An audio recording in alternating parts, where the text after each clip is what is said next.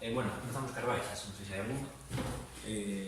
No, as dúas que sabemos, Casas por acumulación de tarxetas e Alberto bueno, que cada vez está facendo máis cousas co grupo, está soportando máis traballo, a ver se continúa así e por fin podemos contar con el xa definitivamente e ser un efectivo máis. Bueno, imagino que despois de dúas derrotas con máis ganas que nunca de volver a xogar e de ganar. Sí, ainda viñamos falando ao largo da semana e ainda onte o facíamos saber, non, o ver a sentir tanto do grupo como do corpo técnico que chega o domingo xa rápido para poñernos en situación, que comece a acción e nada, intentar outra vez volver a senda dos triunfos. Non vai a ser nada fácil, un desplazamento fora, de por riba contra un equipo con moitísimo potencial e que está o que vai na liga de menos a máis e bueno, creo que hai que ter moi en conta este Polvorín Lugo B, filial dun equipo profesional con xogadores de altísimo nivel e bueno, vamos a intentar facer o noso partido para vir de volta cos 3 puntos. O feito de que sea un filial ou sobre todo a forma que ten de xogar se o mellor ben melloramos que outros equipos, outro tipo de equipos. Bueno, xa se viu na primeira volta no primeiro partido que teñen unha idea moi parecida ao noso, non? Ese tipo de xogo denominado combinativo, de ter o balón, de ser protagonista con el, de moita mobilidade, de moito xogo en corto. Bueno, nos evidentemente é o tipo de xogo que queremos facer, no que creemos, no que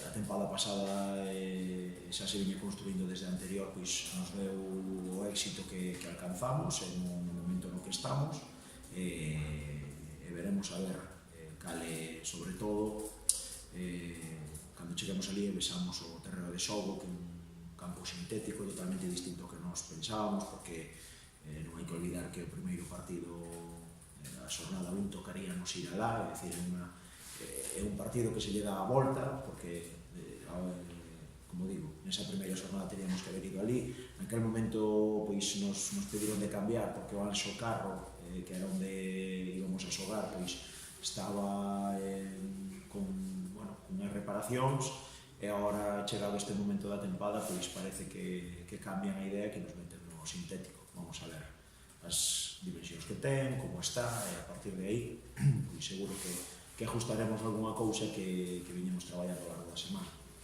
Digamos que o feito de xogar na Cheda non Anxo Carro non che gusta ou non me gusta demasiado. Home, eu prefería xogar no Anxo Carro, sin duda. O primeiro xa polo escenario, pola posible motivación ou gusto que dá xogar nun terreo de xogo profesional, e despois porque, evidentemente, se parece moito o que é o noso escenario como locatario, non? Bueno, temos que adaptar, hai outros campos sintéticos, xa fomos a outros campos nos que fomos quen de gañar as mesmas condicións, así que nada, que chegue o domingo e canto antes poñernos en faena. Por onde ven o maior perigo do Polvorín? Bueno, eu creo que sobre todo que a nivel individual, como te dicía antes, ten xogadores con moitísima calidad que están chamados, como non pode ser de outra maneira, por ser un filial dun equipo profesional a formar parte dese primeiro equipo ou con futuro en medio corto plazo profesional, e despois o tipo de xogo que teñen, que é un xogo moi fluido, acorde á súa calidade técnica individual. Cando se fala dun filial, xa todo o mundo se fai a cabeza e ten a idea do que se vai encontrar, do tipo de xogo que fan e, sobre todo, de que son equipos moi físicos, porque son xóvenes, que son moi intensos, pero tamén teñen as súas contras, ao ser moi xóvenes, seguramente non son capaces de manter un mismo nivel ao largo dos 90 minutos, que hai situacións de partido nas que están máis incómodos, e nós intentaremos, pese a sernos tamén un equipo moi xoven, intentar facer dano no que consideramos que eles poden pecar. Bueno, agora, esta semana, bueno, onte mismo, facíamos un reforzo, bueno, que un pouquiño que vai, que non está para este partido, que é un pouco que esperas da nova fechaxe de Chechu. Bueno, pois o primeiro que nos veña a dar un salto de calidad, que nos veña a subir o nivel, non só a nivel individual del mismo.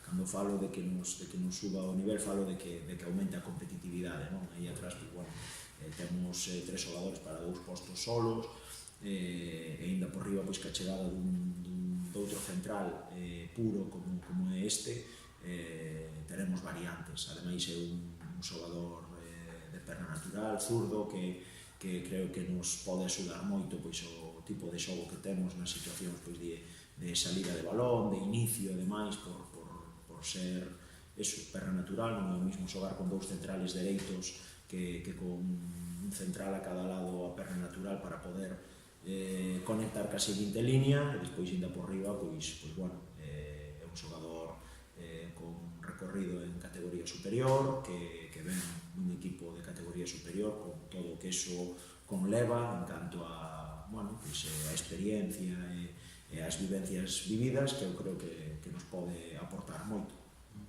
Seguimos esperando por un dianteiro ou descartamos? Bueno, ahora mismo está Manuel, pois, mirando ese tema. Non é dos 2 postos que se viñeron falando ao largo destes días, pois decíamos que iba a depender de que houbera un ou 2 de si era, falando claro, bueno, bonito e barato. Barato non hai absolutamente nada, e menos a estas alturas de curso. Na dianteira menos aínda, porque xa sabedes que é o posto ou os perfiles de xogadores máis caros. Bueno, queda tempo hasta final de mes, pero bueno, polo que falo con Casti e co propio club, ca directiva, pois vai a ter que ser un xogador moi axustado o que hai.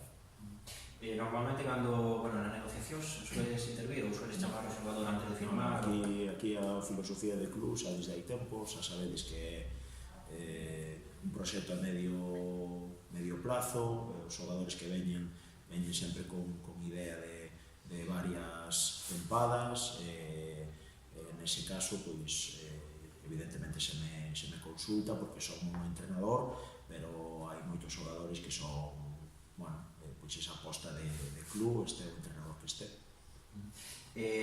Vai haber algunha saída máis ou iso xa está fechado tamén?